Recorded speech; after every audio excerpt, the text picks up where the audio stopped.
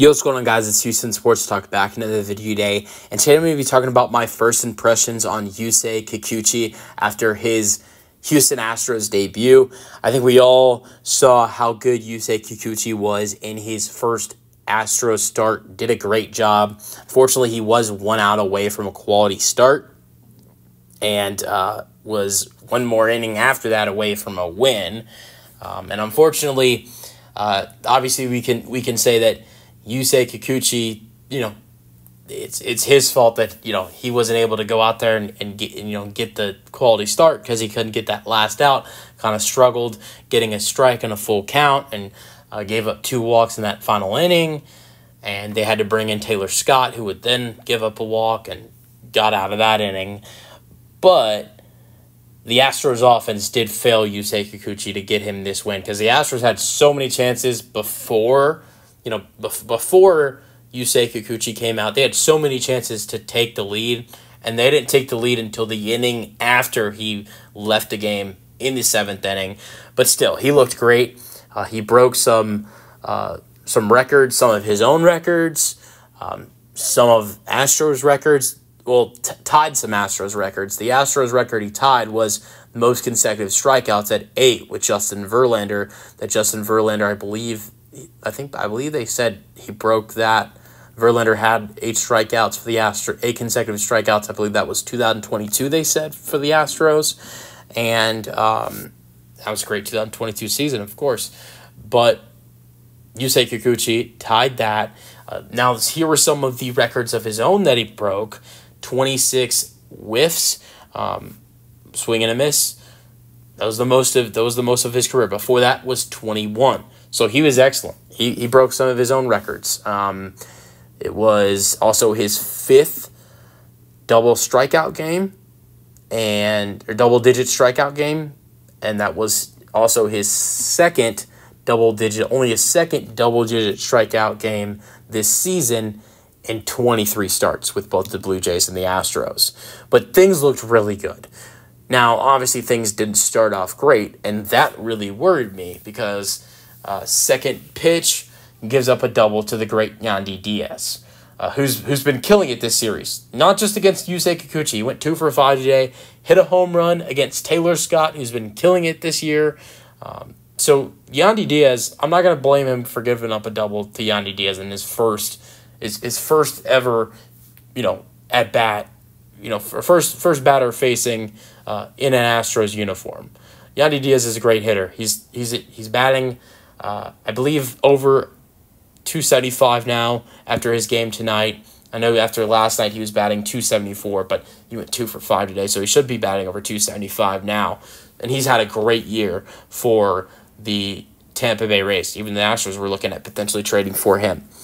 So, that one wasn't a problem. Now, his next at-bat was where things got rough. He gives up a 2-run home run to Dylan Carlson, who this season has not hit a home run until that at-bat. That was rough. And that made me think, early on, I was like, oh, God. And 2 thoughts I had immediately. I was like, or actually 3. Number 1 that came to my head was, well, this ain't looking good. This is not looking good at all. And I was, before the outing, the day before, I was feeling really confident about what was going to happen with Yusei Kikuchi. Now, when this trade initially happened, I was like, oh my God, what the hell are we doing? Fire Dana Brown, he sucks. And I'm not saying when I calmed down that I thought it was a good trade for the Astros. I just didn't think it was as bad as I thought it was from the beginning. I still thought it was an overpay. Even after his good performance, I still think it's an overpay. But if he can contribute the way he did last night and continue to do that, that's a great trade for the Astros. I love Joey Loperfido. I like Jake Bloss. We'll see where his career goes. Not a big fan of Will Wagner. I know he's doing some great things in AAA, but to me, he kind of seems like a guy who's going to do some great things in AAA, but then not do great in the major leagues. And I know that the Astros kind of wanted to see him come in and be maybe an Alex Bregman replacement, but I know there were some defensive liabilities at third base that they really didn't know if they could trust putting him at third base. So with that being said, there wasn't really a real spot for Will Wagner on this team. He's not going to play second with Jose Altuve. Jose Altuve being on the roster. He's not going to play third if they don't trust him defensively at third. I think they'd rather go sign or trade for a third baseman or promote Zach DeZinzo. So I don't think there was any future for him at third base or second base, and then you have to plug him in at first base if you called him up. And I don't know if the Astros are really comfortable putting him there either. So I don't mind the Astros trading Will Wagner. Now, Jake Bloss and Joey Loperfido, that's a little bit different. And we'll see how those two guys end up. I know Joey Loperfido, in his first couple games as a Blue Jay, he's been pretty good. I know in his first 2 games, he has gone 3 for 10. I don't know if he played on Saturday, meaning today. I'm not sure if he played against the Yankees on Saturday, but I probably should check that. But as the last time I checked, 3 for 10 in his first 10 at-bats. So he's doing pretty good to start off his Blue Jays career. Jake Bloss hasn't pitched so far. We'll see. I would imagine he's probably going back to the minor leagues. I mean, I don't think the Blue Jays want to rush him like the Astros did. Well, the Astros really didn't have a choice. But those are 2 guys who could end up as good players, right? Yeah, sure. I think Jake Bloss has some injuries that are a little bit concerned, that I would be concerned about. He got hurt in his first start as an Astro. He had some injuries in the minor leagues. I'm not sure if he had any injury history in college. That I don't know. But he's had some injury history. That's concerning. I really think the only bad part of this trade is trading away Joey Loperfido. I really don't care that the Astros traded Jake Bloss. I don't mind the Astros letting go Will Wagner. I think Joey Loperfido is the only bad part of this trade. And if Yusei Kikuchi can turn into a elite pitcher for the Astros, the pitcher we saw yesterday, the loss of Joey Loperfido hurts less.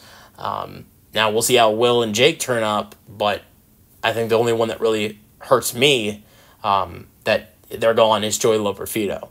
But I know we need pitching bad, and from what I saw from Yusei Kikuchi, I don't know. I don't know if the Astros get that win yesterday, if it's Jake Bloss on the mound, or if it's Spencer Arrighetti, or it's maybe some of the Astros' normal starters. He was great. He was terrific. But the question is, can he keep that up now? Now, he was great. He had 11 strikeouts.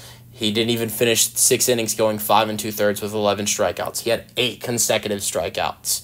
And after giving up 2 runs, he only gave up 1 hit, 3 walks, and 0 runs after those first 2 runs scored, with Yandy Diaz and Dylan Carlson doing some damage. So there was not a lot of damage after that given up by Yusei Kikuchi. Only 3 walks and 1 hit, and that was in almost 6 innings of work.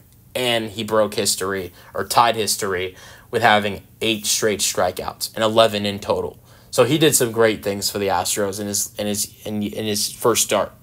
Now we'll see if he can carry that over. His next start's going to be against the Texas Rangers. I think that start is on Wednesday against Texas. We'll see how he does against them, but I'm excited to see how he does. And I think one thing that was big for his first start was the changeup pitch. We saw him throw the changeup more, and that changeup is dirty, and I don't know why the Blue Jays didn't have him throwing that more. Now, here's some stats for you guys.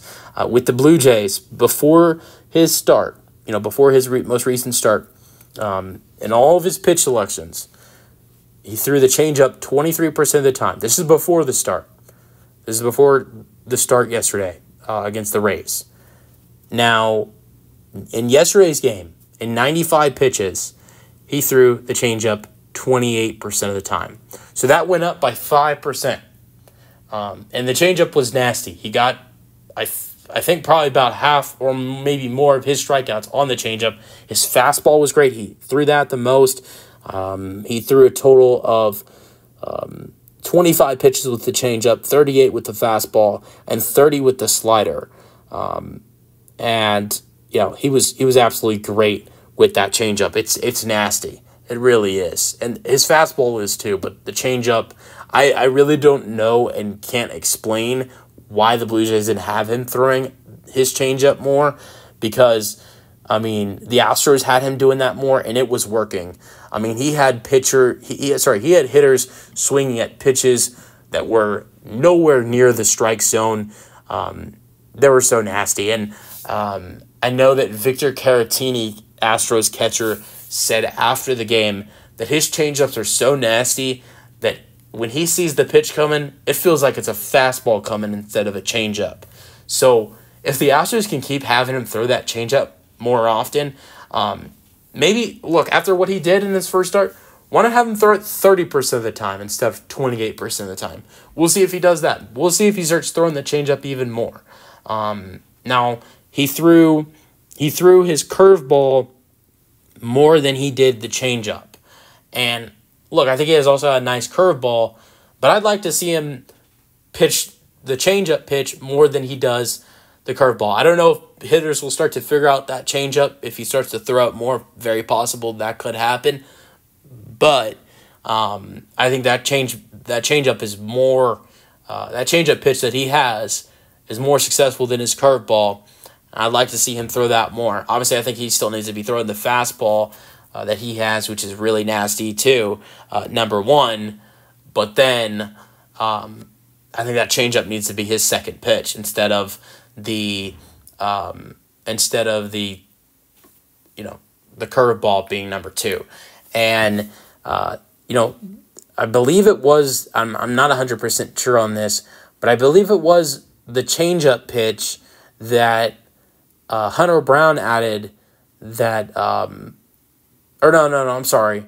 I believe that was Ronel Blanco who added the changeup to his pitching, I believe. And we've seen him be an excellent starter since he added a pitch. And I believe it was the changeup that he added. I'm not 100% sure on that, but I know he added a pitch, and I believe it was the changeup. And I know Hunter Brown, I remember Alex Bregman told Hunter Brown to do something, and I want to say that involved the changeup as well, but I'm not 100% sure on that. But what I am almost 100% sure that it was the changeup pitch that Ronel Blanco added to his pitch selection. And we've seen how good he's been this year. He has a 2.98 ERA. He's had a no-hit. He has had a no-hitter this season. He's had like 3 or 4 outings without giving up any hits. So he's been fantastic for the Astros. And I think he's had like 3 outings without giving up any hits. And he's been terrific. So we'll see if Yusei Kikuchi can continue to do that for the Astros. I'm really excited with what I saw from his first outing. We'll see what happens on Wednesday in Arlington against the Rangers. That's going to be an exciting game. Let me know your thoughts in the comment section, and peace out. Go Astros.